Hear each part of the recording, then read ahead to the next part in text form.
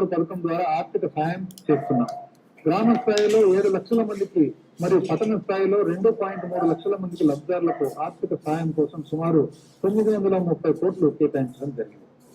జగనన్న చేదోడు రజకులు, నాయి బ్రాహ్మణులు, కుట్టువృత్తిని అవలంబించిన అన్ని కులాల టైలర్ల సంక్షేమానికి ఒక్కొక్క కుటుంబానికి 10,000 చొప్పున వార్షిక ఆర్థిక సాయం అందించబడుతుంది.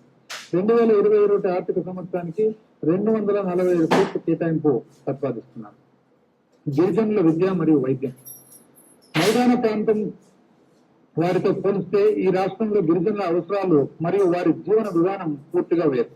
చిన్న చిన్న సమూహాలుగా అటవీ ప్రాంతంలో కొండలను నివసించే వీరిది ప్రత్యేక ఆర్థిక, సామాజిక, సాంస్కృతిక నేపథ్యం. ప్రకృతి వీరికి పాఠశాల, వైద్యశాల, వందల సంవత్సరాలుగా అడవుల్లో కొండల్లో నివసిస్తున్న గిరిజనుల సంక్షేమ కాగితాల్లో కనిపిస్తుంది కానీ వారి జీవితాలను మాత్రం మార్పు రావడం లేదు. గిరిజన బ్రతుకుల్లో వెలుగులు నింపాలని ముఖ్యమంత్రి జగన్మోహన్ రెడ్డి సర్కారు గట్టి సంకల్పంతో ఉంది.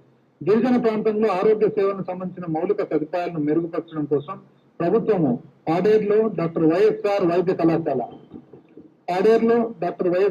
కళాశాలను మంజూరు చేసింది. దానితో పాటు సీతంపేట, పార్వతీపురం, రంపచోడవరం, చింతూరు, కేఆర్పురం, శ్రీశైలం. సీతంపేట, పార్వతీపురం, రంపచోడవరం, చింతూరు, కేఆర్పురం, శ్రీశైలంలో అదనంగా 6 మల్టీ స్పెషాలిటీ ఆసుపత్రులను కూడా ప్రతిపాదిస్తున్నాం. ఉన్నత విద్యను గిరిజన విద్యార్థులను మరింతగా అందుబాటులోకి తీసుకురావడానికి గిరిజన సంస్కృతి కళలు ఆర్థిక వ్యవస్థలకు సంబంధించిన పరిశోధనలు చేపట్టడానికి విజయనగరంలో నెలకొల్పుతున్న గిరిజన విశ్వవిద్యాలయం మరింత ఉపయోగపడుతుందని చెప్పి సందేహమే లేదు.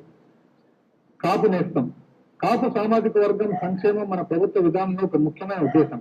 2019-20 ఆర్థిక సంవత్సరంలో కాపు సామాజిక వర్గానికి చెందిన వివిధ సంక్షేమ పథకాల అమలు కోసం ప్రభుత్వము స్పష్టమైన కేటాయింపులు చేపట్టింది. ఆంధ్రప్రదేశ్ రాష్ట్ర సమగ్ర సాంఘిక అభివృద్ధిలో కాపు సామాజిక వర్గం సముచితమైన పాత్ర నిర్వహించాలన్నది ప్రభుత్వ ఉద్దేశం. అదనంగా కాపు నేస్తం పథకం కింద సంవత్సరానికి 15,000 చొప్పున 5 సంవత్సరాల దాకా ప్రతి కాపు మహిళకు జీవనోపాధి నిమిత్తం 350 కోట్ల బడ్జెట్ లో కేటాయించడం జరిగింది. అయితే అధ్యక్ష, కాపుల సంక్షేమం కోసం అధ్యక్ష ఈ ప్రభుత్వము ఎంత కట్టుబడి ఉందనేది ఈ ఫిగర్స్ ద్వారా తెలుస్తుంది. అధ్యక్ష, మనకు కాపు కమ్యూనిటీకి సంబంధించిన మరి అభ్యున్నత కోసం మరి ఫైనాన్షియల్ ఇయర్ 2019-20 3,254 కోట్లు ఖర్చు పెట్టడం జరిగింది. అధ్యక్ష, 3,254 కోట్లు. 2,000 ప్రకటించగా 2,000 కాదని చెప్పి 3,254 కోట్లు 2019-20 ఖర్చు పెడితే ఈ ప్రభుత్వము 2020-21లో 4,085 కోట్లు ప్రతిపాదించడం జరిగింది. అధ్యక్ష, ఇది దాదాపు 25% పెరుగుదలని చెప్పి కూడా చెప్పడం జరిగింది. అధ్యక్ష, మరి హౌస్ ప్రైస్ విధానంలో కానీ రైతు భరోసాలో భాగంగా కానీ ఏ విధంగా చూసినా కూడా 4,085 కోట్లు ఈ సంవత్సరం. అధ్యక్ష, మైనార్టీల సంక్షేమం 2019-20 ఆర్థిక సంవత్సరంలో ఆంధ్రప్రదేశ్ రాష్ట్ర మైనార్టీ ఆర్థిక సహకార సంస్థ ద్వారా మరియు ఆంధ్రప్రదేశ్ రాష్ట్ర క్రైస్తవ అల్పసంఖ్యాక వర్గాల ఆర్థిక సంస్థ ద్వారా 15,830 మంది నిరుద్యోగ యువతకు శిక్షణకు అందించడం జరిగింది. ఇమాంలకు, మౌజన్లకు ప్రభుత్వం వరుసగా 5,000 రూపాయలు, 3,000 రూపాయలు నెలవారీగా గౌరవభృతి చెల్లిస్తున్నది. జెరూసలేం పుణ్యభూమికి చేపట్టే తీర్థయాత్రలకు అందించే సహాయాన్ని కూడా మేము పునరుద్ధరించాం. ఈ తీర్థయాత్రకు అందించే సబ్సిడీ మొత్తాన్ని కూడా 20,000 రూపాయల నుంచి 40,000కు పెంపుదల చేశాం. వైఎస్ఆర్ లానేస్తం మేనిఫెస్టోలో ఇచ్చిన వాగ్దానం ప్రకారం వైఎస్ఆర్ లానేస్తం ద్వారా జూనియర్ లాయర్లకు ప్రతి నెల 5,000 రూపాయలు స్టైపెండ్ ఇవ్వడం కోసం 12,75 కోట్లు కేటాయించడం జరిగింది. ప్రస్తుతం ఉన్న వసతి గృహాలు మరియు రెసిడెన్షియల్ విశ్వవిద్యాలయాలకు సంబంధించిన పథకాల మొదటి ప్రాధాన్యత ఇస్తూ పై పథకాలు అమలు చేస్తున్నాం. షెడ్యూల్ కులాల సంక్షేమం కోసం 2020-21 ఆర్థిక సంవత్సరానికి గాను 15,735.68 కోట్లు కేటాయింపు ప్రతిపాదిస్తున్నాను. అన్ని గిరిజనాభివృద్ధి పథకాలకు సమర్థవంతంగా నిర్వహించడానికి గిరిజన ఉప ప్రణాళిక కింద 2020-21 ఆర్థిక సంవత్సరానికి 5,177.54 కోట్లు కేటాయింపు ప్రతిపాదిస్తున్నాను.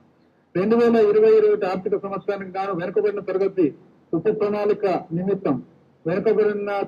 ఉప ప్రణాళిక నిమిత్తం అధ్యక్ష 2020-21 గాను 25,331.29 కోట్లు కేటాయింపు ప్రతిపాదిస్తున్నారు. 2020 ఆర్థిక సంవత్సరానికి గాను మైనారిటీ సంక్షేమం కోసం, మైనారిటీ సంక్షేమం అధ్యక్ష 2050.23 కోట్లు కేటాయింపు ప్రతిపాదిస్తున్నారు.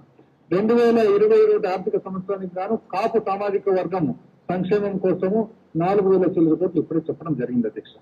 గ్రామ సచివాలయం, వార్డు సచివాలయం ప్రభుత్వం తన ముందు ఉంచుకునే అభివృద్ధి సంక్షేమ కార్యక్రమాల కార్యాచరణను ఈ కార్యాచరణ విధానాలను నిర్దేశిస్తాయి. సమాజంలోని పౌరులకు ప్రభుత్వం అందిస్తున్న సేవలు నాణ్యత, ఆ సేవలు అందించే ఉపకరణాల నాణ్యత మీద ఆధారపడి ఉంది. కానీ గ్రామ స్థాయిలో అత్యవసర సేవల, పౌర సేవల నిర్వహణకు దశాబ్దాలుగా చెప్పలేని స్తబ్దత, జడత్వం గూడు కట్టుకొని పోయాయి. ఈ స్తబ్దతను ఛేదించడం కోసం గ్రామ స్వరాజ్యాన్ని కలగన్న మహాత్ముని దార్శనికతను స్ఫూర్తిగా గౌరవనీయ ముఖ్యమంత్రి గ్రామ వార్డు సచివాలయం నెలకొల్పారు. ప్రభుత్వ సేవలను సాధారణ పౌరుడి ఇంటి గుమ్మం ముందు తీసుకుపోవడం ఈ సంస్థల ముఖ్య ఉద్దేశం. ప్రభుత్వ పాలనను సుపరిపాలన మరియు సుసాధ్యం చేసే దశగా ఈ సచివాలయాలు రూపుదిద్దుకోవాలన్నదే ప్రభుత్వ ఆకాంక్ష.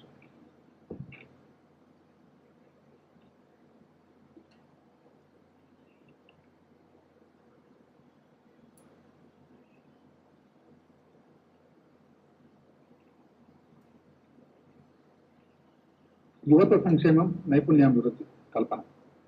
భవిష్యత్తు తరాల అభివృద్ధి ప్రస్థానాన్ని నిర్దేశించి సృజనాత్మకమైన పరిశోధనలో ప్రాధాన్యత ఇవ్వకపోతే పారిశ్రామికంగా అట్టడుగు చేరిన ఒక దేశంగా పూర్తిగా వెనుకబడే ప్రమాదం ఉంది.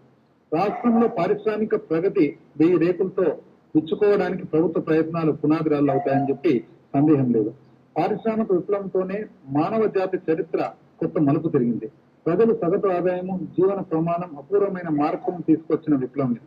విభజన తర్వాత ఆర్థికంగా కుదేలైన రాష్ట్రాన్ని గాడిన పెట్టేందుకు, పరిశ్రమలకు ప్రాణం పోయడానికి అత్యవసర రాష్ట్ర ప్రభుత్వం అమలు చేస్తున్న నూతన పారిశ్రామిక విధానం కొత్త చరిత్రను లిఖిస్తుంది. అయితే ఇక్కడ అధ్యక్ష ఒక విషయము సభకందరికీ, సభ ద్వారా ప్రజలందరికీ కూడా తెలియజేయాలని అనుకున్న అధ్యక్ష, మనకు నైపుణ్యాభివృద్ధి కానీ, పై చదువులు చదువుకోవడం కానీ మన దేశంలో, రాష్ట్రంలో పట్టుదల ఎలా ఉండాలనే దానికి ఒక నిదర్శనం అధ్యక్ష. 1973 సంవత్సరంలో మొట్టమొదటిసారిగా మరి ఒక శాటిలైట్ ను పంపించాలని చెప్పి, ఉపగ్రహాన్ని పంపించాలని చెప్పి భారతదేశము నిర్ణయించుకున్నప్పుడు అప్పట్లో బెంగళూరులో పీనియా ఇండస్ట్రియల్ ఎస్టేట్ లో అప్పటి సెంటర్ ఉండేదంటే అధ్యక్ష. ఈరోజు దాని పేరు యుఆర్ రావు సెంటర్. అయితే అప్పట్లో జేమ్స్ ఫ్లెచర్ అని చెప్పేసి ఒక నాసాకు సంబంధించిన, నేషనల్ ఏరోనాటికల్ ఏజెన్సీ ఏదైతే అమెరికాకు సంబంధించిన సంస్థ ఉందో వచ్చినప్పుడు భారతదేశంలో గమనించాయంట అధ్యక్ష.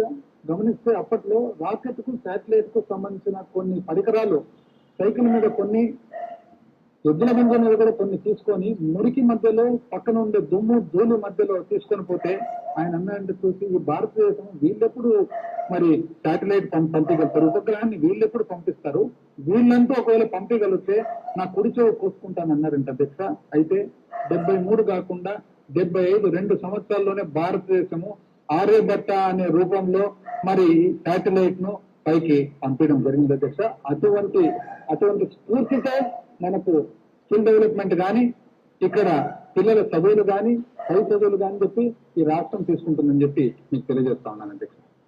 రాష్ట్రంలో వివిధ రకాల పరిశ్రమలకు అవసరమైన నైపుణ్యాలు, ప్రస్తుతం అందుబాటులో ఉన్న మానవ వనరులు పెంపొందించే విధంగా చేపట్టాల్సిన శిక్షణా కార్యక్రమాలు గుర్తించడం కోసం ప్రభుత్వం ఒక సమగ్ర విశ్లేషణ చేపట్టింది. తద్వారా ఆంధ్రప్రదేశ్ లో నెలకొల్పబడుతున్న వివిధ పరిశ్రమలకు నిపుణులైన కార్మిక శక్తిని సమకూర్చడంతో పాటు స్థానికులకు ఉద్యోగ అవకాశాలు కల్పన మరింత మెరుగుపరచడం సాధ్యమవుతుంది. ఈ దిశగా ప్రభుత్వం Andhra Pradesh employment of local candidate in industry factories act 2019 తీసుకొచ్చింది. దీని ద్వారా పరిశ్రమలో 75% ఉద్యోగాలు స్థానికులకు చెందుతాయి. రాష్ట్రంలో ప్రస్తుతం నెలకొల్పిన రానున్న రోజుల్లో నెలకొల్పనున్న పరిశ్రమలు తమ ఉద్యోగాల్లో 75% స్థానికులకు ఇవ్వడం తప్పనిసరి. రాష్ట్రంలో తిరుపతిలో ఒక స్కిల్ విశ్వవిద్యాలయంతో పాటు 30 స్కిల్ కళాశాలలు కూడా నెలకొల్పడానికి ప్రతిపాదించమైనది. ఈ కళాశాలలు ప్రతి ఒక్క పార్లమెంట్ నియోజకవర్గంలోనూ ఒక్కొక్కటిగా చొప్పున ఏర్పాటవుతాయి. వీటితో పాటు 4 ట్రిపుల్ ఐటీల్లోను పులివెందుల్లోని జేఎన్టీయూలోను కూడా స్కిల్ కళాశాలలు నెలకొల్పబడతాయి. ఈ కార్యక్రమం నిమిత్తం ఈ రంగానికి ఆర్థిక సంవత్సరానికి మరి 856.62 కోట్లు కేటాయింపు ప్రతిపాదిస్తున్నాను. ఈ క్రమంలోనే అధ్యక్ష ఇంకొక విషయం కూడా తెలియజేయాలని అనుకుంటున్నాను. ఈరోజు పరిశ్రమ కానీ పట్టుదల కానీ ఏ విధంగా ఉండాలనేది 1907 సంవత్సరం అధ్యక్ష 1907 సంవత్సరంలో అప్పటికి భారతదేశంలో ఇంకా స్టీల్ తయారీ లేదు. జంషెడ్జీ నూసిర్వాంజీ టాటా అని చెప్పేసి టాటా సంస్థల్లో పెద్ద మనిషి స్టీల్ తయారు చేయాలని చెప్పి లండన్ కు పోతాడు అధ్యక్ష. లండన్ కు పోయిన తర్వాత తాను ఒక కన్సల్టెంట్ దగ్గరికి పోతాడు. స్టీల్ ఫ్యాక్టరీ పెట్టాలి అంటే ఏం చేస్తారు మీరు స్టీల్ భారతదేశంలో అంటే స్టీల్ తయారు చేసిన తర్వాత బ్రిటిష్ రైల్వేస్ కు సప్లై చేయాలి అని. అప్పుడు ఆ కన్సల్టెంట్ దగ్గర సర్ ఫ్రెడరిక్ ఆప్కాట్ అని చెప్పి ఎవరైతే ఆ లండన్ రైల్వేకు సంబంధించిన బ్రిటిష్ రైల్వేకు సంబంధించిన చీఫ్ కమిషనర్ ఉంటారంట అధ్యక్ష. ఆయన చూసి నవ్వుతుంటూ భారతదేశంలో మీరు స్టీల్ తయారు చేస్తారా అంటే అవును తయారు చేయాలని నేను వచ్చింది ఇక్కడ ఫ్యాక్టరీ పెట్టేదానికంటే మీరంటూ బ్రిటిష్ రైల్వేస్ కు సంబంధించిన స్టీల్ తయారు చేయగలిగితే మీరు తయారు చేసిన ప్రతి పౌండ్ స్టీల్ నేను తింటాను అన్నాడు. అన్న తర్వాత కరెక్ట్ 10 సంవత్సరాల లోపల జంషెడ్పూర్ లో స్టీల్ ఫ్యాక్టరీ తయారైపోయి భారతదేశంలో టాటా స్టీల్ ప్రపంచంలోని one of the best steel and the best history అధ్యక్ష. అందుకని టాటా వాళ్ళ అడ్వర్టైజ్మెంట్ లో చూసినట్లు 60 సంవత్సరాల వాళ్ళ గోల్డెన్ జూబ్లీ అడ్వర్టైజ్మెంట్ ఏమంటారంటే ది ఆల్సో మేక్ స్టీల్ అంటారు. అంటే ఎన్నో చేస్తున్నాం దాంట్లో స్టీల్ కూడా తయారు చేస్తాం. అటువంటి స్ఫూర్తితో అటువంటి పరిశ్రమలు ఏర్పాటు చేయాలని చెప్పి ఈ ప్రభుత్వాన్ని ఒక కృతజ్ఞతని చెప్పి తెలియజేస్తున్నాను. గ్రామీణాభివృద్ధి గ్రామీణ ప్రాంతాల్లో ప్రతి ఒక్క కుటుంబానికి ఉపాధి హామీ కింద మహాత్మా గాంధీ జాతీయ గ్రామీణ ఉపాధి హామీ పథకం మొత్తం 13 జిల్లాల్లోనూ అమలవుతున్నది. గ్రామీణ నిరుపేదలకు జీవనోపాధిని నిలకడగా సమకూర్చుకుంటూ చిరకాలం ఉండిపోయే గ్రామీణ సంపదను సృష్టించేందుకు ప్రభుత్వం ఈ పథకాన్ని వివిధ శాఖల్లో అనుసంధానం పరిచి అమలు చేస్తున్నది. 2019-20 ఆర్థిక సంవత్సరంలో 42.35 లక్షల కుటుంబాలకు చెందిన 69.14 లక్షల వేతన ఉద్యోగార్థులకు ఉపాధి అవకాశం కలిగింది. వీరందరూ కలిసి 1669.68 లక్షల పని దినాల మేరకు పనులు చేపట్టారు. ఇందులో షెడ్యూల్డ్ కులాలకు సంబంధించిన వారికి 362.74 లక్షల పని దినాలు, షెడ్యూల్డ్ తెగలకు 190.27 లక్షల పని దినాలు, వెనుకబడిన తరగతులకు 831.34 లక్షల పని దినాలు లభించాయి. ఉపాధి హామీ పథకం కింద పనిచేస్తున్న వారిలో 96.14% మందికి 15 రోజుల్లోనే చెల్లింపులు జరిగాయి. వివిధ ప్రభుత్వ శాఖల్లో అనుసంధానంతో వస్తు సామాగ్రి విభాగం కింద ఈ పథకం ద్వారా రైతు భరోసా కేంద్రాలు, హెల్త్ క్లినిక్లు, గ్రామ సచివాలయ భవన నిర్మాణాన్ని చేపట్టాలని చెప్పి ప్రభుత్వం ఉద్దేశిస్తున్నది. తద్వారా క్షేత్ర స్థాయిలో పాలనా పద్ధతులు మరింత బలోపేతం కానున్నాయి. 2020-21 ఆర్థిక సంవత్సరానికి గాను గ్రామీణాభివృద్ధి కింద 16,710.38 కోట్ల కేటాయింపు ప్రతిపాదిస్తున్నాను. ఈ ద్వారా ఇది బహుశా ఆంధ్ర రాష్ట్ర చరిత్రలో హైయెస్ట్ అని చెప్పి అనుకుంటున్నాను అధ్యక్ష. పట్టణాభివృద్ధి ఒక రాష్ట్రం సాధించే ఆర్థిక పురోగతికి ఆ రాష్ట్రంలోని పట్టణ పాలన ఒక ముఖ్యమైన కొలమానం. పట్టణ ప్రాంత స్థానిక సంస్థల ద్వారా అందే మొత్తం 110 పౌర సేవల్ని వార్డు సచివాలయాలు, వార్డు వాలంటీర్ల వ్యవస్థ ద్వారా అందించడం జరుగుతున్నది. తద్వారా సమర్థవంతమైన, పారదర్శకమైన, జవాబుదారీతనం కలిగి పాలన సాధ్యపడుతున్నది. ఈ సేవల నిమిత్తం 2019-20లో 35,000 మందికి పైగా వార్డు సచివాలయ సిబ్బంది, 70,000 మందికి పైగా వార్డు వాలంటీర్లను నియమించడం జరిగింది. అన్ని పట్టణ ప్రాంత స్థానిక సంస్థల పరిధిలోనూ రక్షిత మంచినీటి సరఫరాలు అందించడానికి ప్రభుత్వం అధిక ప్రాధాన్యతను ఇస్తున్నది. ముందుగాను ప్రస్తుతం ఉన్న సదుపాయాలు మెరుగుపరచడం, సేవల నాణ్యతను పెంపొందించడం మీద దృష్టి పెడుతుంది. అమృత్, UIDF, SMT పథకాల అనుసంధానం పరచడం ద్వారా Asian infrastructure investment bank AIIB, ఫుడ్కో ద్వారా ఆర్థిక వనరుల సమకూర్చుకోవడం ద్వారా పట్టణ ప్రాంతాల్లో భూగర్భ డ్రైనేజు, మురుగునీటి ప్రక్షాళనకు, రక్షిత మంచినీటి సరఫరాకు సంబంధించిన ప్రాజెక్టులు ప్రభుత్వం అమలు పరుస్తుంది.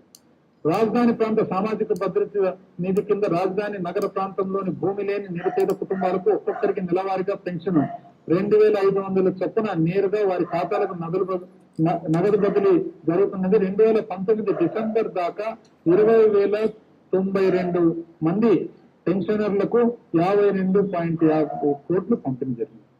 సాగునీటి వనరులు ఆంధ్రప్రదేశ్ వంటి వ్యవసాయక ఆర్థిక వ్యవస్థ పురోగతి చెందడానికి సాగునీటి వనరుల కల్పన తప్పనిసరి. ఇందుకు గాను ప్రభుత్వం జలయజ్ఞం కింద చేపట్టిన ప్రస్తుతం నిర్మాణంలో ఉన్న అన్ని ప్రాజెక్టులను త్వరగా పూర్తి చేయడానికి, నదుల అనుసంధానానికి, భూగర్భ జలవనరులకు సక్రమంగా వినియోగించడానికి చర్యలు చేపడుతున్నది. తద్వారా రాష్ట్రంలోని అన్ని జిల్లాలకు తగినంత సాగునీరు అందించాలని ప్రయత్నిస్తున్నది. ఆంధ్రప్రదేశ్ రాష్ట్రానికి జీవధార అని చెప్పదగ్గ పోలవరం ప్రాజెక్టును పూర్తి చేయడానికి ప్రభుత్వం అత్యధిక ప్రాధాన్యం ఇస్తుంది. రిపీట్ అధ్యక్ష, ఆంధ్రప్రదేశ్ రాష్ట్రానికి జీవధార అని చెప్పదగ్గ పోలవరం ప్రాజెక్టు పూర్తి చేయడానికి ప్రభుత్వం అత్యధిక ప్రాధాన్యం ఇస్తుంది.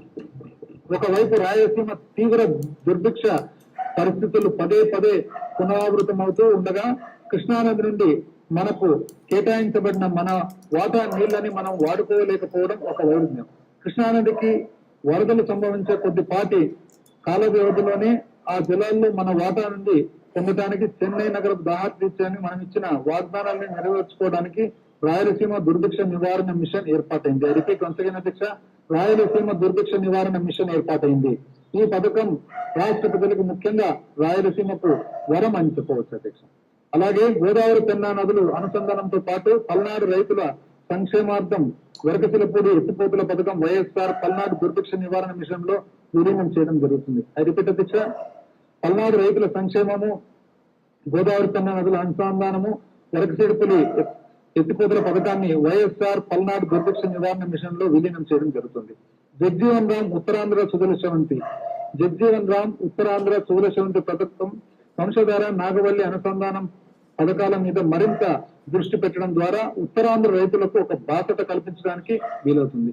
వీటితో పాటు పూల సుబ్బయ్య వెలుగొండ ప్రాజెక్టు, గాలేరు నగరి సుజల శ్రవంతి, గండికోట రిజర్వాయర్, హంద్రీ నీవా సుజల శ్రవంతి ప్రాజెక్టు, చింతలపూడి ఎత్తిపోతుల పథకం కూడా ప్రభుత్వం ప్రాధాన్యతలే. కృష్ణా గోదావరి జిల్లాలో రాష్ట్రానికి దక్కిన వాటాను పూర్తి స్థాయిలో వినియోగించుకోవడానికి ఈ పథకాల ద్వారా వీలవుతుంది. తద్వారా రాష్ట్ర స్వర్ణ సర్వతోముఖాభివృద్ధి సాధ్యపడుతుంది. 2020-21 ఆర్థిక సంవత్సరానికి గాను సాగునీటి వనరుల నిమిత్తం 11,805.85 కోట్లు కేటాయింపు ప్రతిపాదిస్తున్నాను. అడవులు, పర్యావరణం. మనం అడవుల కోసం ఏం చేస్తున్నాం అన్నది మనం కోసం ఏం చేసుకుంటున్నామని దానికి ప్రతిరూపమే. మనము అడవుల కోసము ఏం చేస్తున్నామన్నది మన కోసం ఏం చేసుకుంటున్నామని చెప్పి దానికి ప్రతిరూపమే అన్నారు మహాత్మా గాంధీ. ఈ లబ్ధినంటిని ప్రభుత్వం మరింత పటిష్టపరచాలని భావిస్తుంది. రాష్ట్ర భౌగోళిక విస్తరణలో అడవుల శాతం 33 ఉండేలా చూడడానికి మనం ఒక వినూత్న కార్యక్రమాన్ని అంకురార్పణ చేశాం. ప్రతి ఒక్క పౌరుడు తనకంటూ ఒక మొక్కను నాటాలనే నినాదంతో సీనియర్ సిటిజన్లు భాగస్వామ్యం చేస్తూ ఒక మన మహోత్సవాన్ని మొదలు పెట్టాం. ఇందుకు అవసరమైన మొక్కల పంపిణీలో, మొక్కల్ని నాటడంలో గ్రామ సచివాలయాలు, గ్రామ వాలంటీర్లు కూడా భాగస్వాములుగా చేస్తున్నాం. 2020-21 ఆర్థిక సంవత్సరానికి గాను అడవుల, పర్యావరణం, సైన్స్ టెక్నాలజీ శాఖకు 457.29 కోట్లు కేటాయింపు ప్రతిపాదిస్తున్నాం.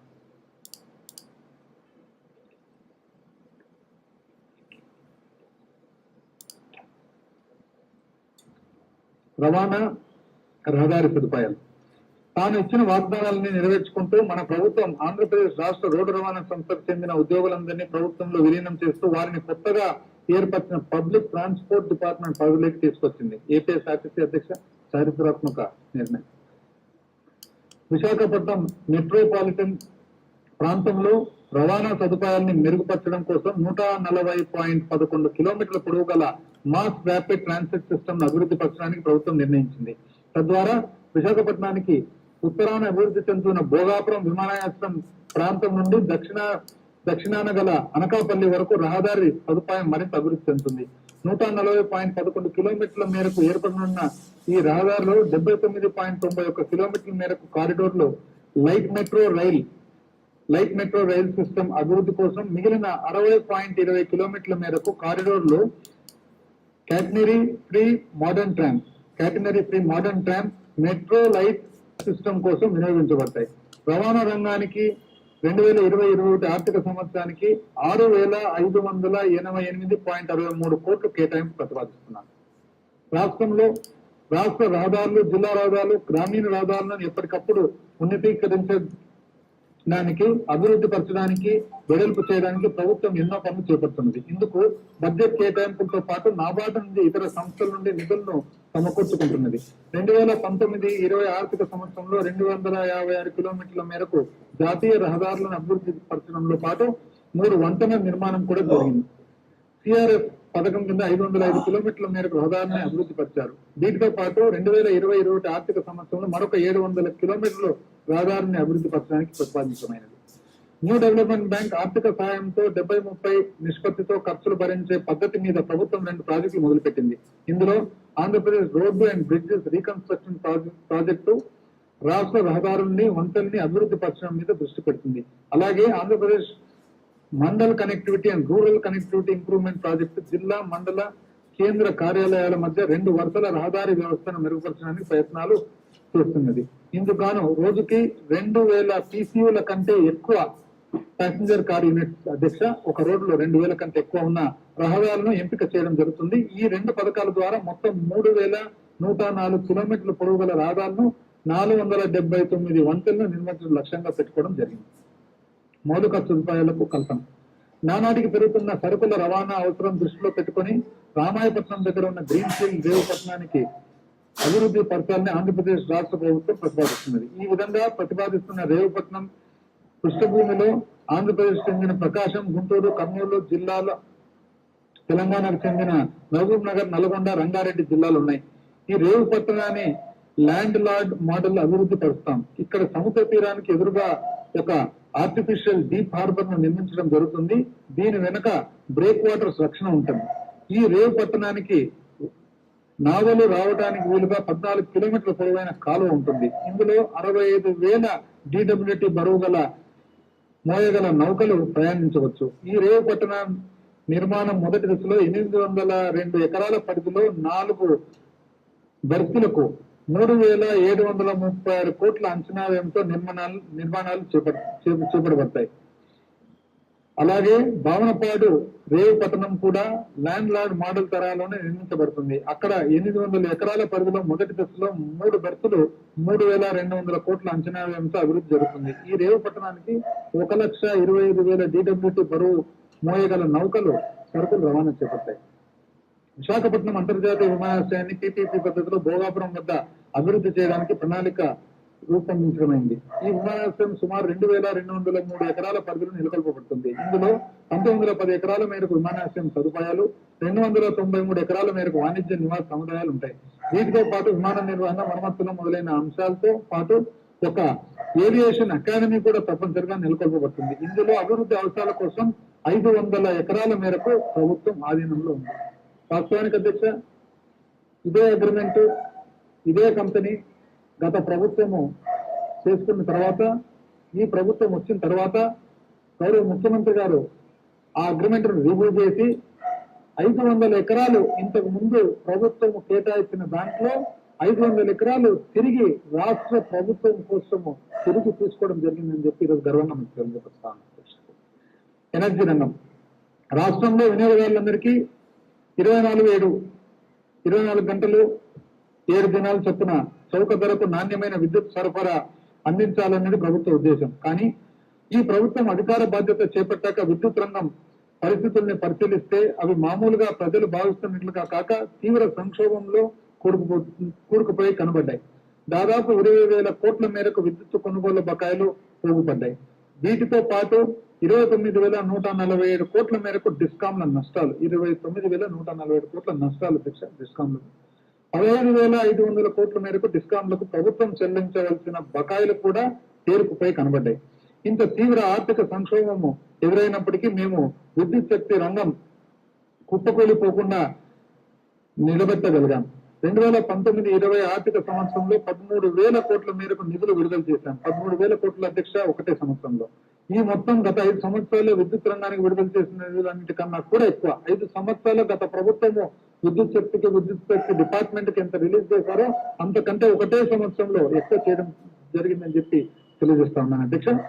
ఈ మొత్తం గత 5 సంవత్సరాలు విద్యుత్ శక్తి రంగంలో 75% కన్నా ఎక్కువ వ్యయం ప్రధానంగా విద్యుత్ కొనుగోలుకు సంబంధించిన ఖర్చులే. కాబట్టి అన్నిటికన్నా ముందు గతంలో చేపట్టిన విద్యుత్ కొనుగోలు ఒప్పందాల్లో ఎక్కడికెక్కడ అధిక ధరలకు ఒప్పందాలు కూర్చుకున్నారో వాటినన్నింటినీ ప్రభుత్వం సమీక్షిస్తుంది. ఐ రిపీట్ వన్స్ అగైన్ అధ్యక్ష, గతంలో ఎక్కడికక్కడ అధిక ధరలు కొనుగోలు ఒప్పందాలు ఉన్నాయో అవన్నీ కూడా కుదుర్చుకుంటే వాటిని ప్రభుత్వం సమీక్షిస్తుంది అధ్యక్ష. దీర్ఘకాలం పాటు వ్యవసాయ రంగానికి ఉచిత విద్యుత్ సరఫరా కొనసాగించేదానికి వీలుగా ఆంధ్రప్రదేశ్ గ్రీన్ ఎనర్జీ కార్పొరేషన్ నెలకొల్పడానికి ప్రభుత్వం నిర్ణయించింది. ఇందుకు గాను 8,000 మెగావాట్ల నుంచి 10,000 మెగావాట్ల సామర్థ్యం కలిగిన సౌర విద్యుత్ ఉత్పాదనను చేపడుతుంది. 8,000 నుంచి 10,000 మెగావాట్లకు సంబంధించిన సౌర విద్యుత్ ఏర్పాటు చేయాలన్నది. దాని ద్వారా పర్మనెంట్ గా మనం రైతులకు ఏదైతే ఉచిత విద్యుత్ ఇవ్వదలుచుకున్నామో అవన్నీ కూడా మరి చూసుకునేటట్లు అధ్యక్ష. రాష్ట్ర విభజన అనంతరం మన ఇంధన భద్రత కుంటుపడింది. ఇందుకు కారణం మన బొగ్గు గనులను జల విద్యుత్ ఉత్పాదక సామర్థ్యాన్ని కోల్పోవాల్సింది రావటమే. దీనివల్ల ప్రభుత్వం ఇతర రాష్ట్రాల్లో తన బొగ్గు గనులను సమకూర్చుకోవడం కోసం అలాగే భవిష్యత్ అవసరాలు దృష్టిలో పెట్టుకుని విద్యుత్ ఉత్పాదన వ్యయాన్ని తగ్గించడం కోసం ప్రయత్నాలు మొదలుపెట్టి ఉంది. అంతేకాక వ్యవసాయక అవసరాలకు అందించే విద్యుత్ నాణ్యతను మెరుగుపరచడం కోసం గ్రామీణ ప్రాంతాల్లో ఫీడర్ సెపరేషన్ కూడా మొదలుపెట్టింది. 2020-21 ఆర్థిక సంవత్సరానికి గాను విద్యుత్ శక్తి రంగానికి 6,984.73 కోట్లు 6,984 కోట్లు కేటాయించి ప్రతిపాదిస్తున్నారు. పరిశ్రమలు ఆర్థికాభివృద్ధితోనూ ఉద్యోగ కల్పనతోనూ అందరికీ చోటు దక్కే విధంగా ప్రభుత్వం ప్రయత్నిస్తుంది. రాష్ట్రంలో వస్తువుల తయారీ, వ్యవసాయక ఆహార పదార్థాల ప్రాసెసింగ్, జౌలి వస్త్ర పరిశ్రమ, ఆటోమొబైల్ వస్తువుల తయారీ, ఖనిజాల మీద ఆధారపడిన పరిశ్రమలు, రక్షణ రంగం, గగనతలం, ఎలక్ట్రానిక్స్, బయోటెక్నాలజీ, పెట్రోలియం, పెట్రో రసాయనాల రంగాలు పెద్ద ఎత్తున పెట్టుబడులను ఆకర్షించే అవకాశం ఆంధ్రప్రదేశ్ రాష్ట్రానికి ఉంది. రాష్ట్రంలో పెట్టుబడులు పెట్టడానికి ముందుకు వచ్చే వారికి అవసరమైన అన్ని రకాల పారిశ్రామిక అనుమతులు మంజూరు ఒక్క చోటనే లభించేలా ఒక సింగిల్ డెస్క్ పోర్టల్ ను బలోపేతం చేయడం ద్వారా రాష్ట్ర ప్రభుత్వం పెట్టుబడులకు అనుకూలంగా వాతావరణాన్ని బలపరుస్తుంది. 2020 మార్చి 31 నాటికి 31,202 సూక్ష్మ, చిన్న తరహా, మధ్య తరహా పరిశ్రమల కోసం సింగిల్ డెస్క్ పోర్టల్ దరఖాస్తు చేరాయి. వీటి ద్వారా 1,07,583 మందికి ఉద్యోగ అవకాశాలు కల్పించిన పెట్టుబడులు 9,842 కోట్ల మేర కనిపిస్తున్నాయి. అలాగే 55,368 మందికి ఉద్యోగ అవకాశాలు కల్పించగల 37,582 కోట్ల మేరకు పెట్టుబడులతో 2029 భారీ మెగా పరిశ్రమల స్థాపన కోసం కూడా దరఖాస్తులు నమోదయ్యాయి. 2020 మార్చి 31 నాటికి ఆయా విజ్ఞప్తులకు అవసరమైన అనుమతులన్నీ 21 రోజుల వ్యవధిలో 99.05% SLAతో మంజూరవుతున్నాయి. 2020 ఏప్రిల్ మాసానికి 13,122 సూక్ష్మ, చిన్న, మధ్యతర పరిశ్రమలు స్థాపించబడ్డాయి. 2,503 కోట్ల మేరకు పెట్టుబడులు కలిగిన ఈ పరిశ్రమల ద్వారా 63,897 మందికి ఉద్యోగ అవకాశాలు లభ్యమవుతాయి. అదేవిధంగా 36,810కి ఉద్యోగ అవకాశాలు కలిసిన 39 భారీ మెగా పరిశ్రమ సంబంధించిన 39 యూనిట్లకు 24,170 కోట్ల పెట్టుబడులతో నెలకొల్పబడ్డాయి. అధ్యక్ష, సూక్ష్మ, చిన్న, మధ్యతర పరిశ్రమలను MSME ప్రోత్సహించే దిశగా మొదటి అడుగుగా ప్రభుత్వము వన్ టైం రీస్ట్రక్చరింగ్ OTR పథకాన్ని ప్రవేశపెట్టింది. డాక్టర్ వైఎస్ఆర్ నవోదయం పేరిట ప్రారంభించిన ఈ పథకం MSMEలు అభివృద్ధి చెందడానికి తగిన వాతావరణాన్ని ఏర్పాటు కోసం ఉద్దేశించబడింది. గత ప్రభుత్వం MSMEలకు ఇవ్వవలసిన ప్రోత్సాహకాలు చెల్లింపు చేరకపోవడం వల్ల తగిన పెట్టుబడి లేక చాలా పరిశ్రమలు కష్టాల్లో ఉన్నాయి. ఈ సమయంలో పరిశ్రమలను ఆదుకోవడానికి మన ప్రభుత్వం రీస్టార్ట్ ప్యాకేజ్ మంజూరు చేసింది. ఈ ప్యాకేజ్ కింద 904.89 కోట్లు 11,238 MSMEలకు తయారీ మరియు అనుబంధ యూనిట్లకు ప్రోత్సాహకాలుగా బకాయిలను 2 దశలుగా ఇవ్వటం. పాత బకాయిల అధ్యక్ష, పాత ప్రభుత్వము దాదాపు 3 సంవత్సరాల పైన పెట్టిన బకాయిలు ఈ ప్రభుత్వము మొట్టమొదటి సంవత్సరంలో 904 కోట్లు 11,238 MSMEలకు ఉపయోగపడేట్టుగా రిలీజ్ చేయడం జరిగింది. మరియు అనుబంధ యూనిట్లకు బకాయిలు 2 దశల్లో ఇవ్వటం. ఒప్పందం కుదుర్చుకునే డిమాండ్ బదులుగా కొంత స్థిర డిమాండ్ 3 నెలల పాటు ఏప్రిల్ 2020 నుండి జూన్ 2020 వరకు చెల్లించడం, మూలధన రుణాలు మరియు మార్కెట్ అందుబాటులో ఉంచడం లాంటివి ఉన్నాయి. మనము కలకన్నట్టుగా కడపలో కొత్త స్టీల్ ప్లాంట్ తయారీ నిమిత్తం ఆంధ్రప్రదేశ్ హైగ్రేడ్ స్టీల్ లిమిటెడ్ ను కంపెనీల చట్టం 2013 కింద ప్రారంభించింది. ఈ సంస్థ 100% ఆంధ్రప్రదేశ్ ప్రభుత్వం యాజమాన్యంలో ఉంది. అలాగే NMDCతో ఒప్పందం చేసుకున్నాం. ఆంధ్రప్రదేశ్ రాష్ట్రంలో పారిశ్రామికాభివృద్ధి నిమిత్తం 2020-21 ఆర్థిక సంవత్సరానికి 2075.56 కోట్ల కేటాయింపు ప్రతిపాదిస్తున్నారు. పర్యాటక రంగం పర్యాటకుల్ని రాష్ట్రానికి ఆకర్షించే విధంగా ముఖ్య పర్యాటక స్థలాలను సమగ్రంగా అభివృద్ధి చేయడం కోసం ప్రభుత్వ చర్యలు చేపట్టింది. జాతీయ పర్యాటక పటం పైన ఆంధ్రప్రదేశ్ సుస్థిర స్థానాన్ని సముపార్జించడం కోసం హోటల్ రంగంలోనూ రిసార్ట్ రంగంలోనూ పెట్టుబడులను ప్రభుత్వం ప్రోత్సహిస్తున్నది. అగ్రిగోల్డ్ స్కామ్ బాధితుల పరిహారం గౌరవనీయ ముఖ్యమంత్రి వారి పాదయాత్ర సందర్భంగా తనను కలుసుకున్న అగ్రిగోల్డ్ స్కామ్ బాధితులను న్యాయం చేస్తానని హామీ ఇచ్చారు. ఈ హామీ నెరవేర్చడంలో భాగంగా రాష్ట్రంలోని అగ్రిగోల్డ్ డిపాజిటర్లకు 264 కోట్ల మేరకు పరిహారాన్ని చెల్లించడం జరిగింది. 2020-21 ఆర్థిక సంవత్సరానికి గాను అగ్రిగోల్డ్ స్కామ్ బాధితులకు 200 కోట్ల కేటాయింపు ప్రతిపాదిస్తున్నారు. శాంతి భద్రతలు పోలీస్ సిబ్బంది సంక్షేమంలో భాగంగా గ్రూప్ పర్సనల్ ప్రమాద బీమా పరిమితిని ప్రస్తుతం ఒక్కొక్కరికి 13 లక్షలు ఉన్నదాన్ని ఒక్కొక్కరికి 20 లక్షలుగా పెంచడం జరిగింది. 13 లక్షల నుంచి బీమా 20 లక్షలకు పెంచడం జరిగింది. అధ్యక్ష విధి నిర్వహణలో భాగంగా ప్రాణాలు అర్పించే అన్ని తరగతుల పోలీస్ సిబ్బందికి ఈ పరిమితి పెంపుదల వర్తిస్తుంది. 2019 అక్టోబర్ 1వ తేదీ నుండి హోంగార్డుల విధి నిర్వహణ భత్యాన్ని రోజుకు 600 రూపాయల నుంచి 710కి పెంచడం జరిగింది. పోలీస్ శాఖకు 2020-21 ఆర్థిక సంవత్సరానికి 5,988.72 కోట్ల కేటాయింపు ప్రతిపాదిస్తున్నాం. ఆర్థికాభివృద్ధి అధ్యక్ష ఈ భాగము ఇంగ్లీష్ లో ప్రసంగిస్తాను అధ్యక్ష. Financials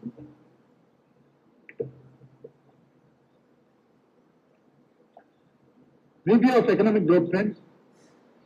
As per advanced estimates, the GSDP for 2019-20 at current prices is 9,72,782 crore as against the first revised estimates of 8,62,957 crores for 2018-19, registering an increase of 12.73%. At constant 2011 and 12 prices, the advanced estimate of GSDP for 2019-20 translates to 6,72,018 crores as against 6,21,301 crores for 2018-19 FRE, first revised estimates, showing a growth of 8.16%. The per capita income in the state at current prices increased from 1,51,173 rupees in 2018-19 FRE to 1,69,519 in 2019-20 advanced estimate, registering a growth of 12.14%. Per capita income అధ్యక్ష 12% గత సంవత్సరంలో పెరిగినట్లు కనపడతా ఉంది అధ్యక్ష. Accounts for 2018-19. The finance accounts finalized by the Accountant General of Andhra Pradesh show a revenue deficit of 13,898.59 crore and a fiscal deficit of 35,440.87 crore for the period from 1st April 2018 to 31st March 2019. The revenue deficit and fiscal deficit for the period from April 1st, 2018 to March 31st, 2019 was 1.51% and 3.86% of the GSDP respectively. Revised estimates 2019-20. The revised estimate for revenue expenditure for financial year 19-20 is 1,37,518.07 crores, whereas for capital expenditure it is 12,845.49 crores. The revenue deficit for 2019-20 is around 26,646.92 crores, whereas the fiscal deficit for the same period is around 40,493.46 crores, which amounts to 2.47% and 3.75% of the GSDP respectively. Budget estimates 2020-21. For the financial year 2020-21, I propose an expenditure of rupees 2,24,789.818 crores. ఈ సంవత్సరానికి అధ్యక్ష 2,24,789.18 కోట్ల ప్రతిపాదన చేస్తాను అధ్యక్ష. With revenue expenditure estimated at 1,80,392.65 crores, capital expenditure including loan repayments and other capital disbursements is estimated around 44,396.54 crores. The 2020-21 budget estimates entail an overall decrease of 1.4% of the 2019-20 budget estimates on account of major economic slowdown during the COVID-19 pandemic. The estimated revenue deficit is around 18,434.14 crore and the fiscal deficit is estimated around 48,295.58 crore. The fiscal deficit will be around 4.78% of the GSDP, whereas the revenue deficit will be around 1% of the GSDP.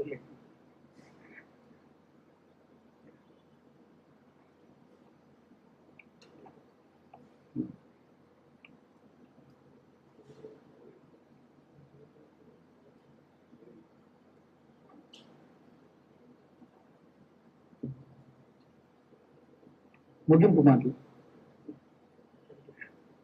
అధ్యక్ష, 2019-20 ఆర్థిక సంవత్సరం మన ప్రయాణంలోని తొలి అడుగు మట్టకే. మనము మన మాతృభూమిని, మన ఆంధ్రప్రదేశ్ రాష్ట్రాన్ని ఉజ్వల భవిష్యత్తు దిశగా నడిపించడానికి గౌరవనీయ ముఖ్యమంత్రి వర్యుల క్రియాశీలక నాయకత్వంలోనూ మన ప్రభుత్వ వడివడిగా అడుగులు వేస్తున్నది. రాష్ట్రాన్ని సమగ్రంగా అభివృద్ధి పరచడం, మానవాభివృద్ధి సూచికల ప్రకారం రాష్ట్రాన్ని అత్యున్నత స్థానంలో నిలబడటం కన్నా మించిన కర్తవ్యం మన ప్రభుత్వానికి మరొకటి లేదు. 5 కోట్ల జనంతో కూడిన మన రాష్ట్రం అనే కుటుంబం ఆకాంక్షలు నిలబెట్టడానికి మన సాయశక్తులు కృషి చేస్తూనే ఉన్నాం. మన లక్ష్యాలను సాధించుకోవడానికి, మన పిల్లలను విద్యావంతులుగా తీర్చిదిద్దడానికి, మన రైతులకు బాధ్యతగా నిలవడానికి, మన ఆడబిడ్డలకు, తల్లులకు, అక్క చెల్లెలకు సాధికారత పొందడానికి, అస్వస్థులకు, రోగులకు అవసరమైన సంరక్షణ కల్పించడానికి, అణగారిన వర్గాలకు అభ్యున్నత పదంలో నడిపించడానికి, రాష్ట్రంలోని ప్రతి ఒక్క పౌరుడు సగర్వంగా తల ఎత్తుకొని నిలబడడానికి మనం చేయవలసిందంతా చేద్దాం.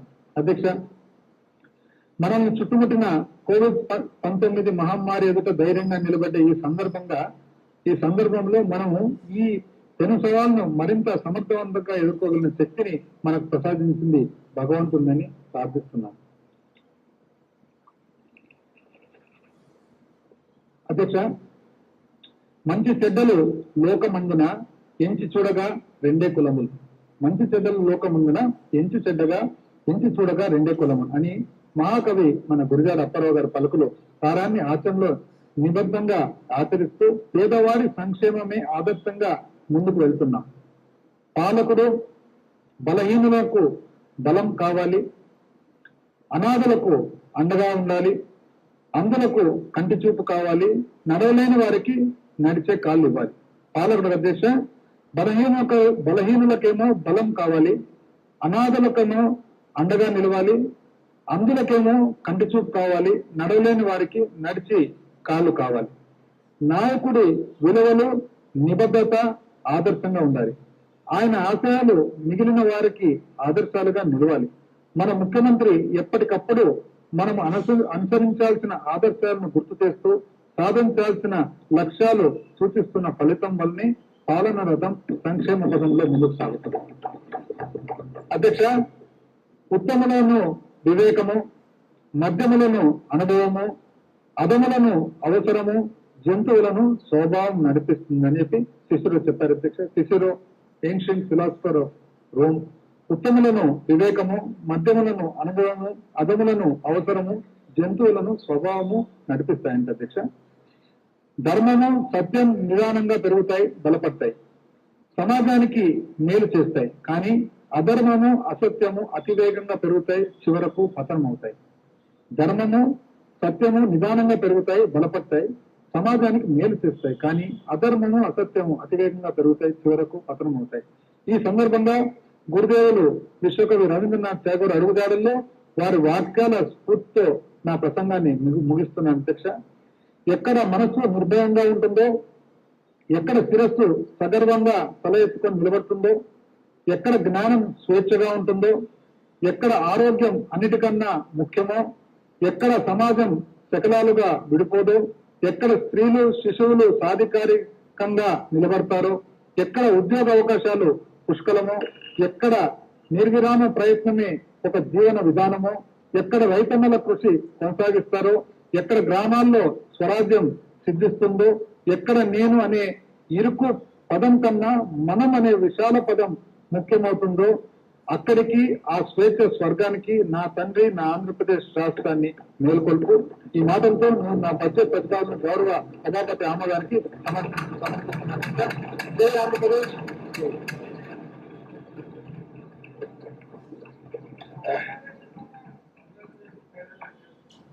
An important announcement.